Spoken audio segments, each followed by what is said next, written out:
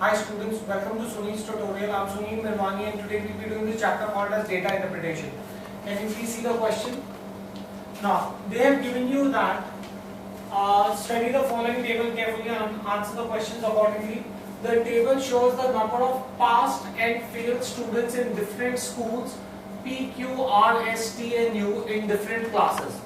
They have also given you that the total number of appeared students is passed plus the number of students who have failed. Okay, right? Now, let's see this first question says that find the percentage of total failed in 12th standard, right? I have to find out total how many students have failed in 12th standard, right? Now, 12th standard, guys, can you please see the data?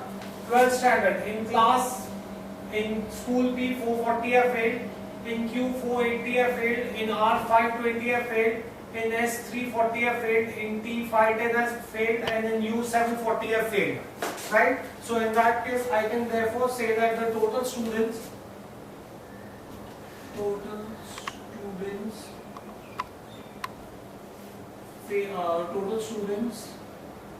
failed in 12th standard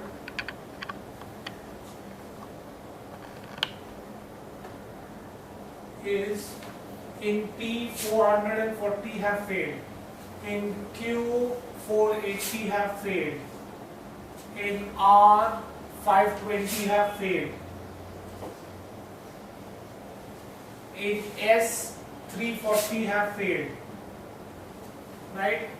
In T 510 have failed, and in U 740 have failed, right?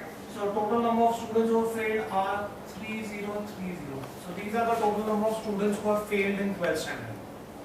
Fine, do we get this thing here? Next question please.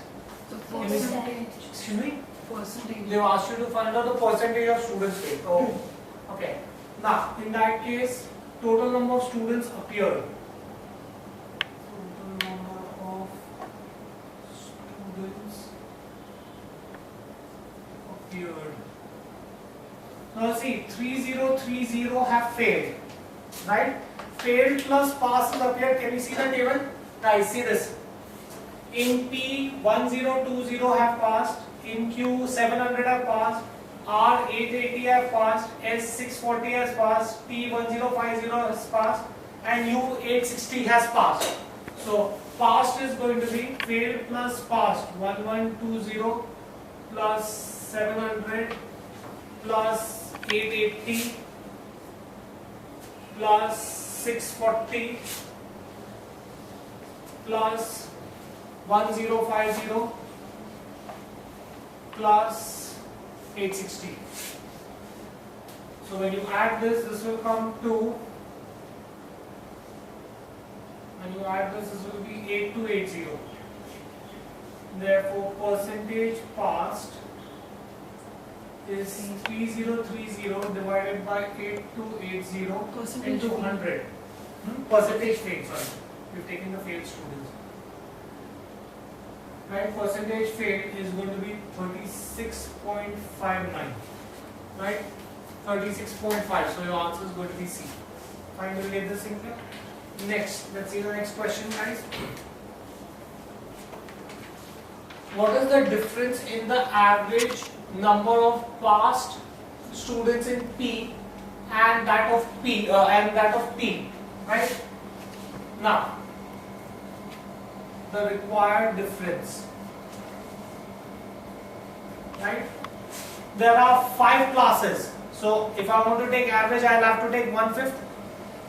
There are 5 classes, 8, 9, 10, 11, 12. So if I want average, I should take 1/5. I want difference. I'm doing it by a shortcut method. T 920 have passed, T 600 have passed. So it will be 920 minus 600. Why am I doing minus? Because it's a difference, right? This is for class 8. For class 9, 880 and 1000.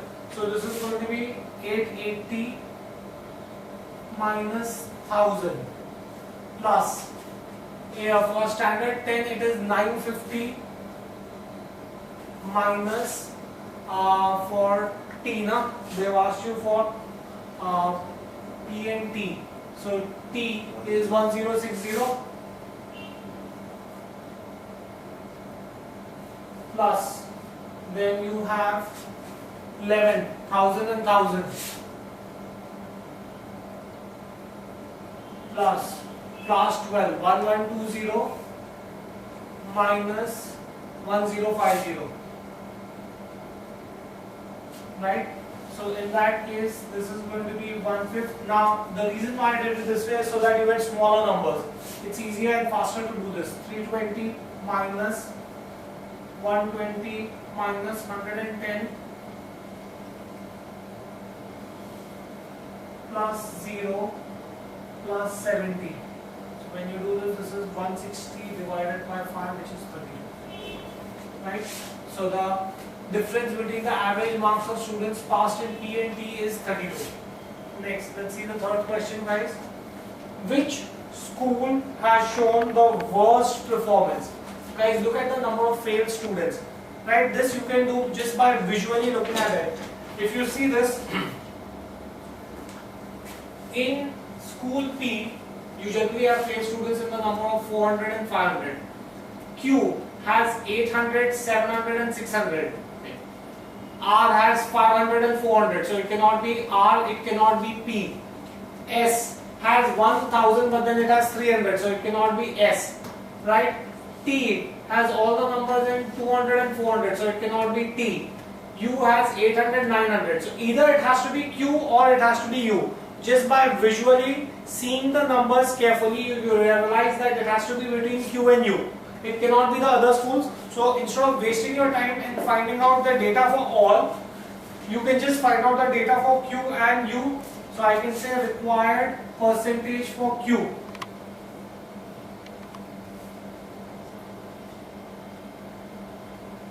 Now in Q, how many have failed? 800 plus 760 plus 600 plus 560 plus 480. These many students have failed, divided by total students who have appeared. That is 800 plus 520. That's for class 8. Plus 560 plus 760 plus 600 plus 600, right? 640 plus 560, 640 plus 560, and last is 700 plus 480 into 100, right? Now when you do this for Q, it comes to 51.44%. This is the required percentage for Q, right?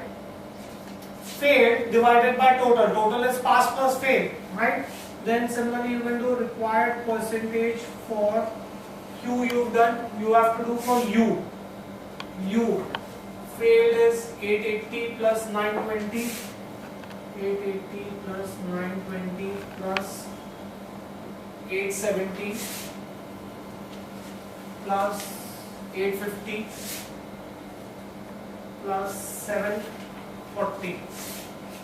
You can solve this by another shortcut method. Write the fail together, because as it is failed ka total you are going to get in the numerator, and write the pass separately. That means then while doing addition you have to only do the addition for past student, right? That would be a shorter way of doing this.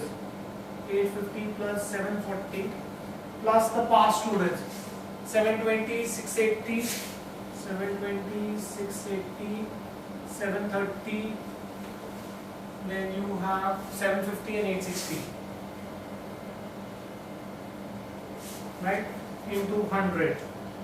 When you work this out, this will come to 53.25%. So which school has shown worst performance? I can say that school U has shown worst performance.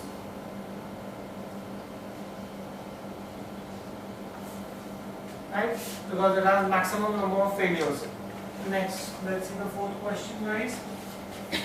In school T, which has shown the best performance? Best performance means I need to find out. Now, guys, see the shortcut way of doing this. Right? In school T, first I'm going to find out the ratio of passed to fail. Ratio of passed to failed. Right? We have 5 classes, 8, 9, 10, 11, 12. Right? School T, 600 upon 280, 9 is 1000 upon 480, 10 is 1060 upon 480, right? Then 11 is 1000 upon 490, 12 is 1050 upon 510, right?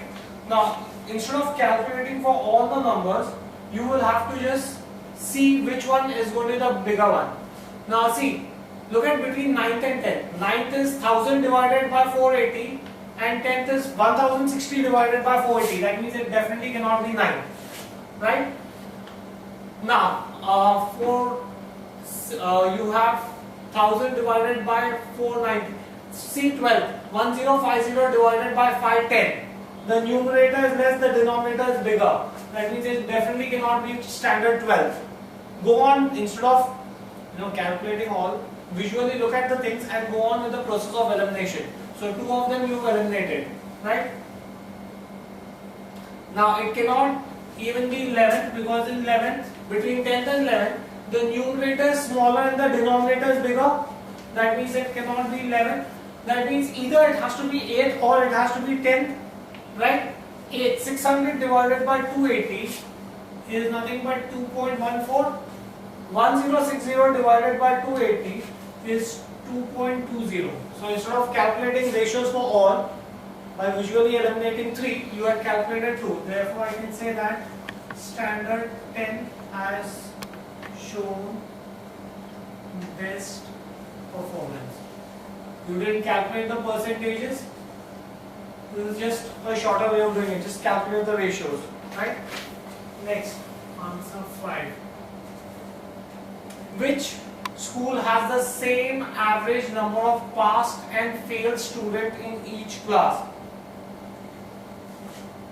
Now guys, again this answer you can visually look at the table carefully and see this. Now look at this. I want the ratio of pass to fail approximately the same. That means passed and failed, the number should be approximately very close by. This is 920 and 480, it is double. That means it definitely cannot be school P. Q is 520 and 520 and 800. The difference is too huge, so it cannot be approximately the same. 1000 and 500, it cannot be R. Double, so obviously 800 and 1000. Okay, 800 and 1000. We will see this. It can be S. 600 and 280. It cannot be T. 720 and 800. Very close. Let's look at U, all the figures of U. 720 and 800, 720 and 880, 680, 920, little far. 730, 870, very close. 750, 850, very close. 860, 740. And the other school that we were interested in was S. Now in S, if you look at standard 12th result, you have 640 and 340. It's almost double. That means the answer, just by visually looking at it, you can say it has to be school U. Because school U has the closest numbers. No other school has numbers between passed and failed as close as school U. So I can say school U. Don't calculate, orally look at the sum and get the answer. These are shorter ways of doing the sum. Right? Okay. We'll stop this here for the day. Thank you very much.